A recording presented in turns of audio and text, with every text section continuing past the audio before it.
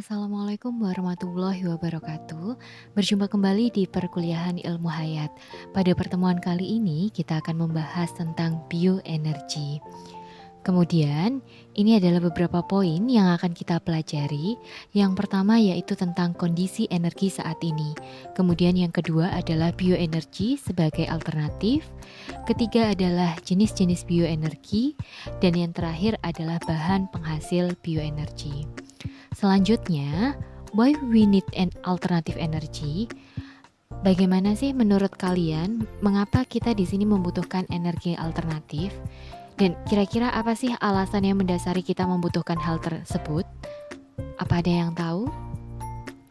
Nah, hal ini akan kita bahas pada slide berikutnya.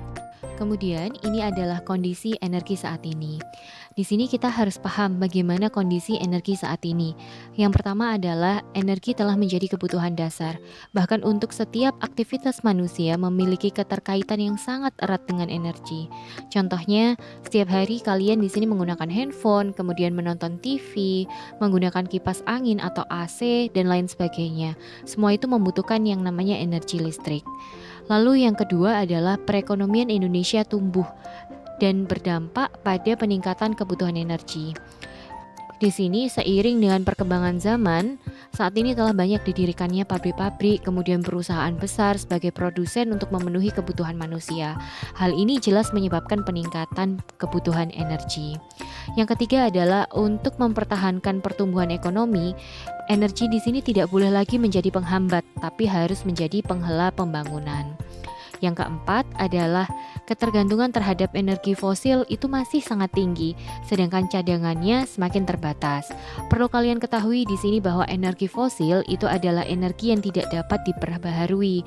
Proses terbentuknya energi fosil itu membutuhkan waktu yang cukup lama, hingga berjuta-juta bahkan berpuluh-puluh tahun lamanya. Sehingga kita di sini wajib mencari alternatif lainnya dengan memanfaatkan energi yang dapat diperbaharui. Kemudian yang terakhir adalah sumber energi terbarukan atau EBT di sini belum dimanfaatkan secara optimal. Kemudian ini adalah gambar kebutuhan energi kita sehari-hari. Seperti halnya yang sudah saya jelaskan tadi bahwa hampir seluruh aktivitas kita itu tidak luput dari penggunaan energi. Seperti yang tampak pada gambar 1. Kemudian pada gambar 2, ketika kita menggunakan kendaraan, kita membutuhkan bahan bakar agar kendaraan kita bisa berjalan. Bahan bakar kendaraan sendiri berasal dari bahan bakar fosil, yaitu minyak bumi, melalui beberapa proses tahapan mulai dari destilasi, kemudian cracking, reforming, polimerisasi, dan alkilasi, treating, dan yang terakhir adalah blending, hingga bisa menjadi bahan bakar. Kemudian gambar ketiga itu adalah sepeda listrik, dan gambar keempat itu kita memasak di sini menggunakan LPG. Nah, LPG itu sendiri adalah bentuk lain dari minyak bumi.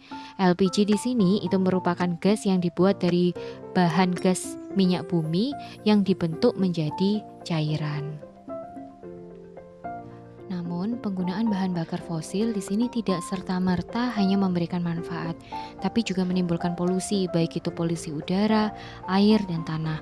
Contohnya, pembakaran langsung dari batu bara itu akan menghasilkan gas CO2 yang dapat menimbulkan pencemaran udara, serta polutan radioaktif yang dapat meningkatkan paparan radioaktivitas alam. Pencemaran minyak bumi atau crude oil dapat terjadi di udara, kemudian di tanah dan juga air. Nah, pencemaran minyak bumi pada tanah itu dianggap sebagai kontaminan yang dapat mengurangi produktivitas tanah. Kemudian ini adalah cadangan energi fosil, baik itu minyak bumi, gas bumi, dan batu bara. Nah, dari tabel ini kita bisa lihat bahwa perbandingan cadangan per produksi untuk minyak bumi ini lebih terbatas dibandingkan dengan gas bumi dan batu bara. Dengan perbandingan cadangan per produksinya untuk minyak bumi itu kurang lebih 10 tahun, sedangkan gas bumi 30 tahun dan batu bara adalah 50 tahun. Selanjutnya, ini adalah kebijakan energi nasional, di mana penggunaan energi terbesar itu ada pada minyak bumi dengan persentase sebesar 46%. Sedangkan untuk energi terbarukan itu baru termanfaatkan sekitar 5% untuk saat ini. Sehingga melalui kebijakan ini diharapkan EBT itu akan terus meningkat penggunaannya. dan diharapkan pada tahun 2050 penggunaan EBT atau energi baru terbarukan itu bisa mencapai 31%. Lalu apa itu bioenergi? Jadi bioenergi itu adalah energi yang diperoleh atau berasal dari biomasa. Sedangkan biomasa itu sendiri adalah bahan-bahan organik yang berasal dari tumbuhan, hewan, produk ataupun limbah industri baik itu pertanian, peternakan ataupun perikanan. Nah, bentuk final yang terpenting dari bioenergi itu adalah bahan bakar nabati atau biofuel dan listrik biomasa, yaitu biomasa based on electricity. Dari definisi tersebut, di sini dapat kita simpulkan bahwa bioenergi itu adalah energi yang ramah lingkungan dibandingkan dengan energi fosil, karena bioenergi itu berasal dari biomasa, di mana bahan bakunya itu bersifat renewable. Lalu, mengapa harus bioenergi?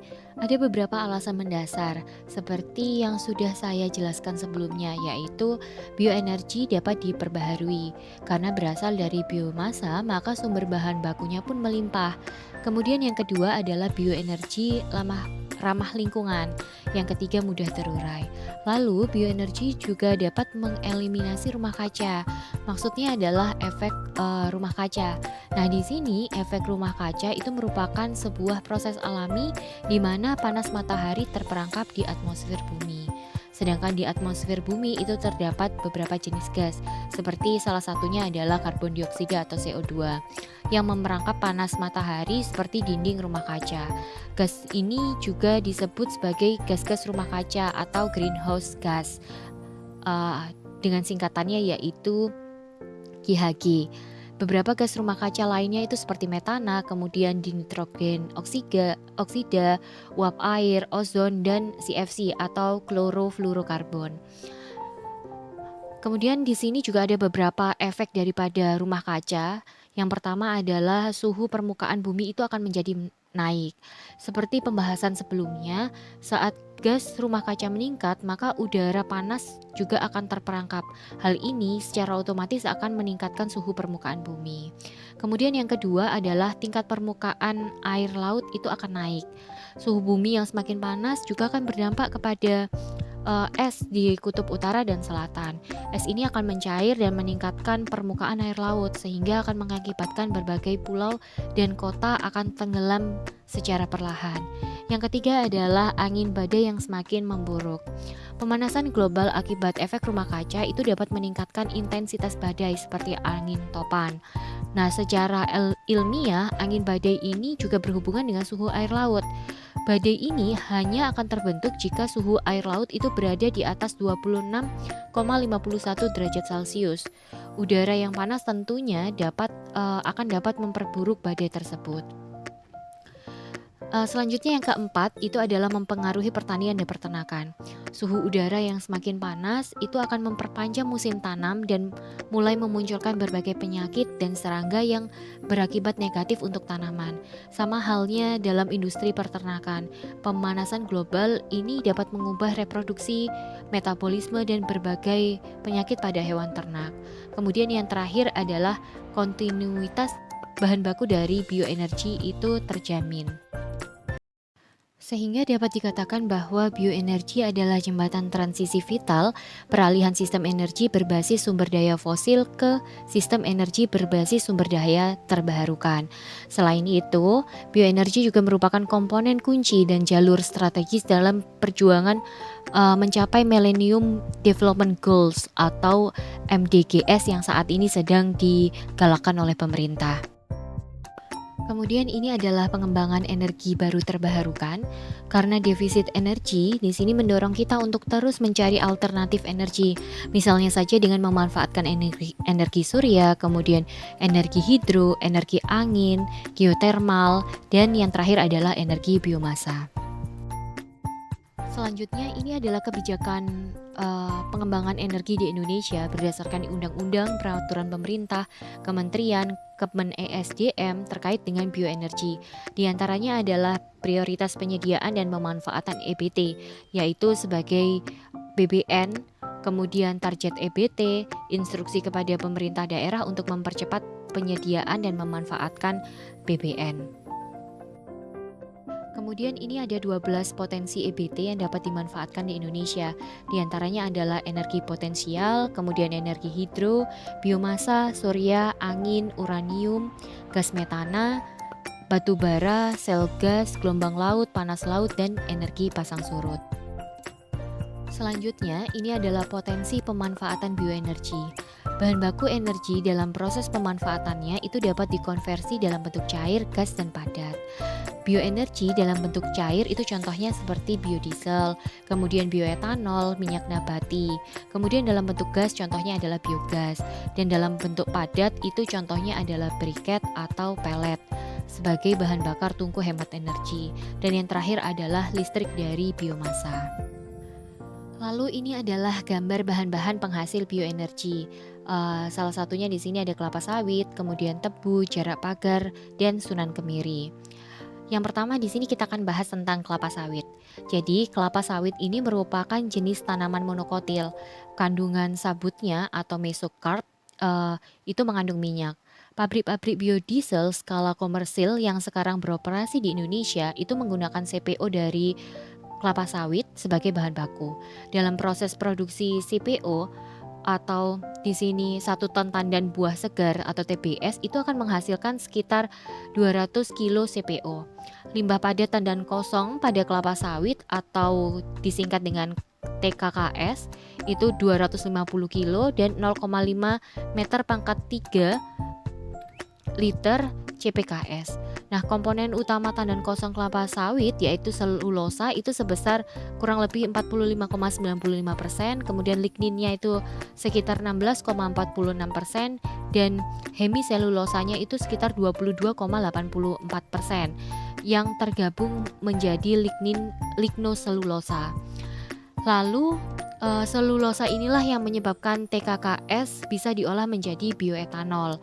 Bioetanol merupakan produk fermentasi yang dapat dibuat dari substrat yang mengandung karbohidrat, yaitu gula, pati, ataupun selulosa. Dalam memproduksi bioetanol dari bahan lignoselulosa itu dibutuhkan enzim pendegrasi lignoselulosa yang akan mengubah glukosa menjadi etanol. Enzim tersebut itu dapat diperoleh dari mikroorganisme yang tersedia berlimpah di alam melalui penerapan bioteknologi dengan menggunakan mikroba sebagai penghasil enzim. Di sini dapat mengurangi penggunaan bahan kimia yang rentan untuk menambah polusi di bumi. Kemudian yang kedua di sini ada tebu. Dalam industri pabrik gula, di sini dihasilkan produk sampingan berupa padatan, yaitu bagas tebu sebesar 30-40% dari setiap tebu yang diproses.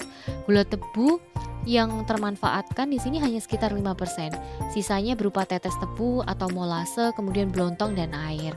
Nah, molasses ini mengandung kurang lebih sekitar 60% selulosa dan 35,5% hemiselulosa.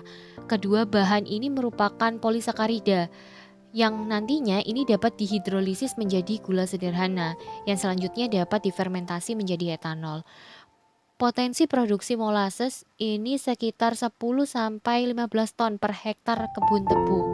Sedangkan untuk produksi etanol, bioetanol di sini berbahan baku molasses saat ini sedang dikembangkan oleh para peneliti. Selanjutnya ada jarak pagar. Tanaman jarak pagar ini dapat dengan mudah tumbuh pada berbagai iklim dan kondisi tanah. Biji jarak itu mengandung minyak sekitar 33%. Setiap 1 hektar lahan itu dapat ditanami dengan 2.500 jarak pagar dan diperkirakan mampu menghasilkan sekitar 1.700 liter biodiesel per tahun.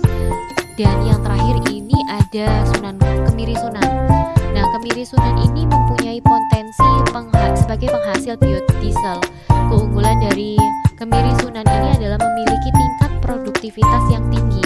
Kemudian punya rendemen minyak kasar mencapai 51,61% dan rendemen biodiesel hingga 88%.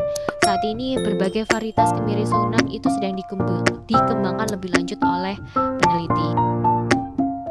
Yang terakhir ini adalah tabel jenis-jenis bioenergi, kemudian bahan baku, potensi, kapasitas terpasang, dan pemanfaatannya secara lengkap dijelaskan pada tabel ini.